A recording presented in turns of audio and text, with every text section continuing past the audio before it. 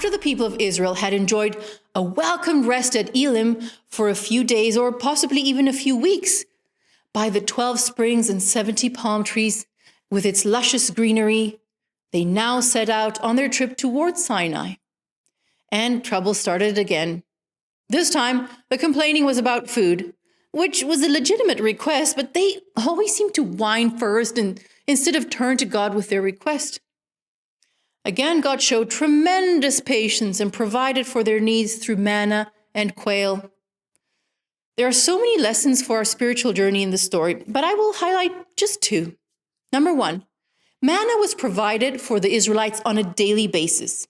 Yes, it was God that provided the Israelites with food that they didn't have to work for, but he did not want them to become lazy and take their food for granted. They had to gather enough for themselves every day in order to have anything to eat. In fact, they even had to rise early every day since the manna melted when the sun grew hot.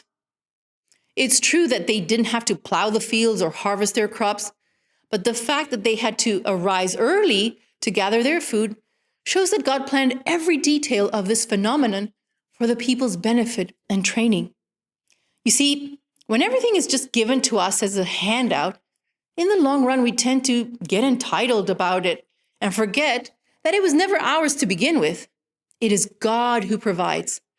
Let us never forget who is the true giver of all things, lest we become proud and look to ourselves as providers of our own needs.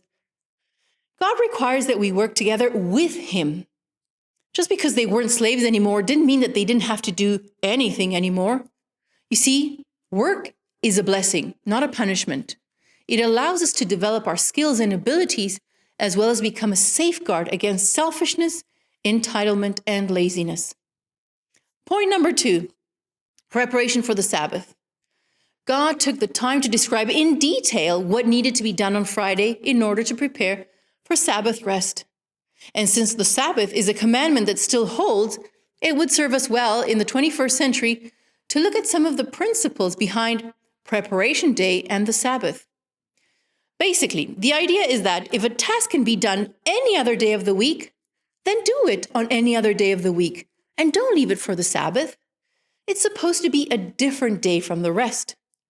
The Israelites had to relearn Sabbath rest, since they had obviously lost their ability to worship freely during slavery.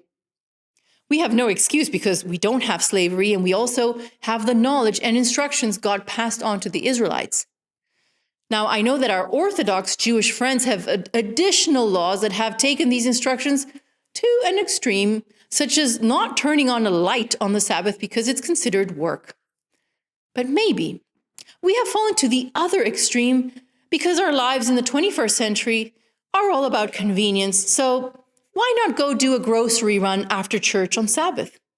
Or go to a professional development workshop on Sabbath? Or maybe go to the gym before church? And little by little, the Sabbath becomes just like any other day, except that we go to church in between our regular daily activities.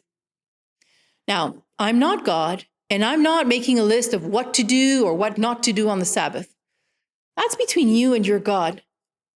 But I do invite you to ponder on what the Sabbath has become to you, and if you are truly keeping it holy and different than all the other days of the week. And with that, we come to the end of our nuggets. I'll see you tomorrow.